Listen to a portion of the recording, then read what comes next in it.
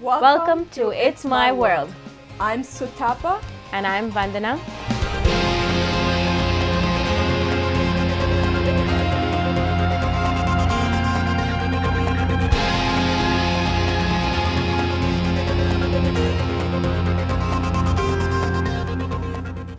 It's My World is all about us. All of us Indian women living away from our homeland. The aim of this show is to create an avenue to share experiences and empower women with information and resources. This is a show about you, me, us, our life, our dreams, our aspirations, our problems, our joys, our families, kids, and so much more. Most importantly, we'd like to create a show that every woman can relate to and would like to be a part of. We will talk and discuss about things that affect us on a regular basis. Indian women are studied in contrast. We are tech-savvy, yet traditional. Open-minded, yet religious. Docile, but when the need arises, we can be a force to be reckoned with. We are humble, yet proud of our heritage. And we adapt ourselves to different situations while still trying to retain our identity. It's My World is about being a daughter, a mom, a wife, a sister, eventually a grandmother, and about just being ourselves. This show will be like your close friend, your buddy, someone you're comfortable asking questions. Our format is informal. Just curl up on the couch, grab your favorite beverage, and get ready for some chit-chat.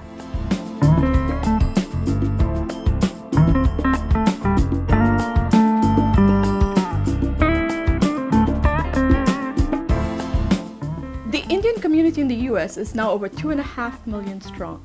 In fact, according to the US Census, the Asian Indian community is growing at a rate of 38%, making it the second largest Asian population only after Chinese Americans. Even economically, our community has reached a height that makes us all so proud of our heritage. Indian Americans now have the highest median income of any national origin group in the United States. And Merrill Lynch recently revealed that there are over 200,000 Indian American millionaires in the US. Wow. Indian Americans, many of whom are Gujaratis, own 50% of all economy lodges and 35% of all hotels in the United States, which have a combined market value of $40 billion. That's a huge amount. But these achievements haven't occurred overnight. Everyone who comes to this country, including me and Sutapa, we all had to struggle to settle down and have a comfortable life. From the early immigrants of the 70s to the influx in the 90s caused by the IT boom. That's true.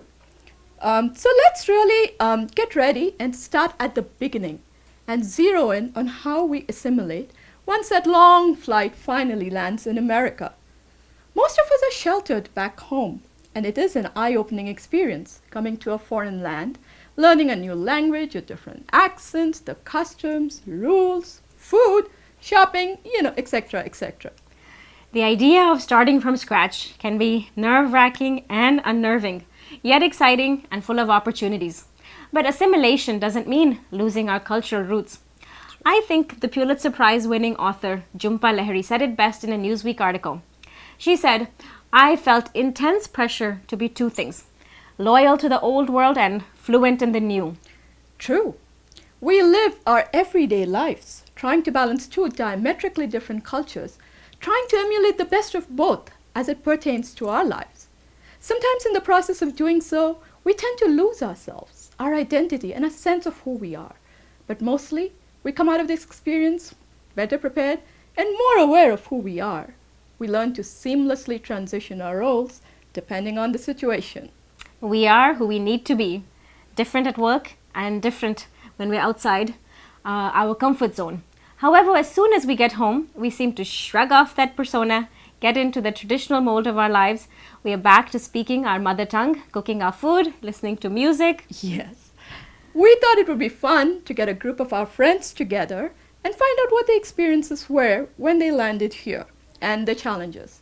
So Vandana and I have invited some of our friends for some garam chai. Oh, gotta have that. We have Sohini, Pami, Anu, Rohini, and Vanaja sharing their experiences of being, quote, fresh off the boat right after the break. Don't go anywhere. We'll be right back.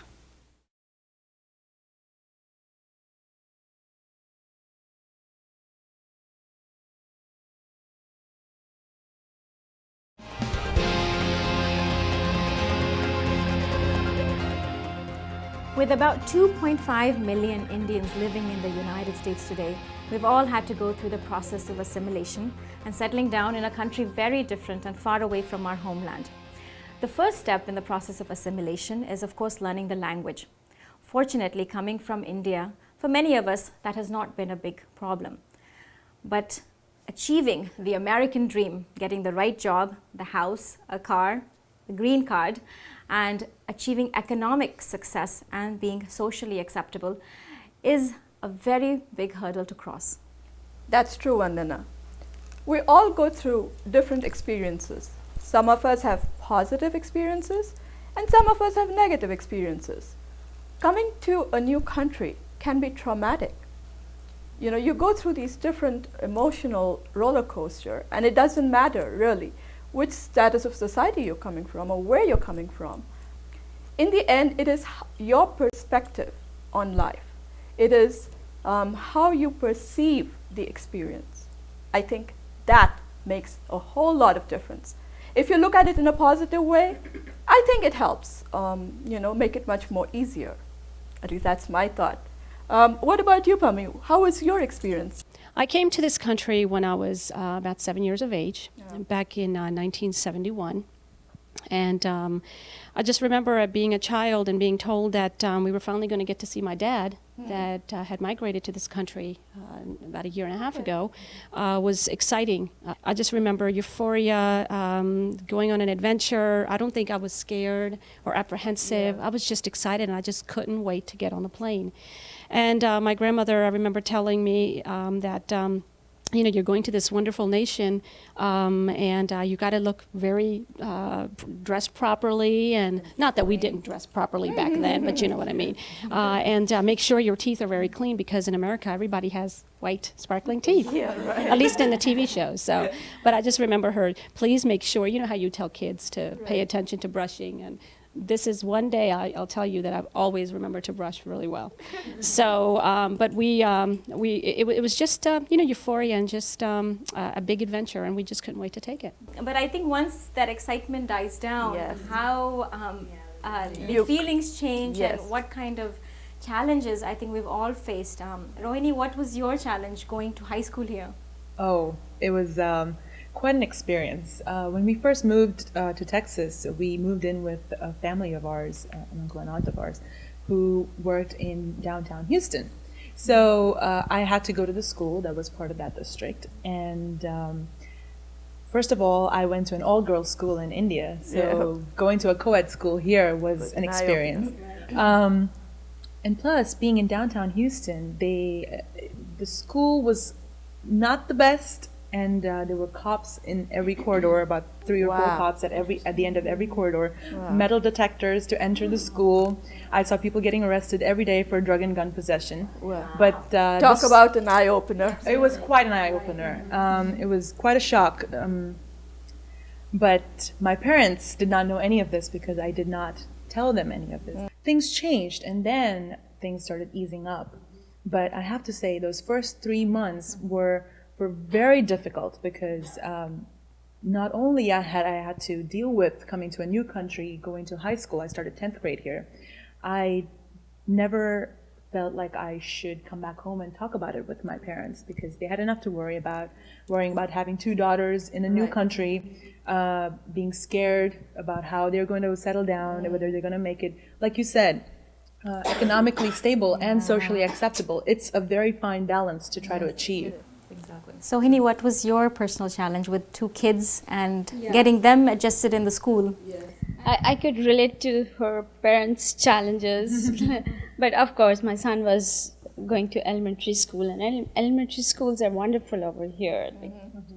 My personal challenge was my husband travels a lot, so he told me after few days, 5 or 7 days, he told me I have a South America tour. So I will be out of the country for a week or so. So here I was, I knew no one over here. So if anything happens to me, I had to fend myself against that. So I came to know about 911. 911 is a great thing, you know. And I taught my son like if anything happens to me, you call 911. He could dial and he could do that.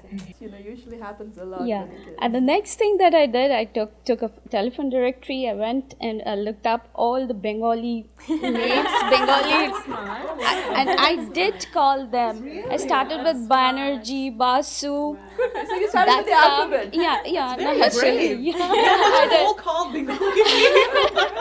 My husband was like, "No one does that here." Hey, that's an innovative way of being friends. Yeah, and you guys won't imagine. Next day, one of my friend who became a very close friend of mine. She came with her kids. She visited us. She took me around. She took me to the Indian store. Yeah, that's the way. I would say that was my assimilation first That's beautiful. step. And again, it comes down to taking that step.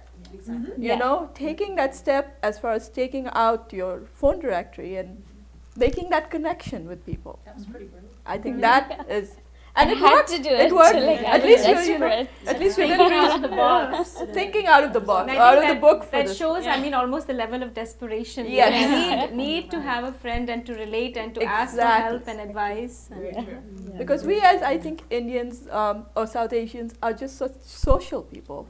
We definitely need to have that with us, right, Vanaja? Yep, absolutely. Well, I had my college friends here, but they're not close to the apartment where I was living.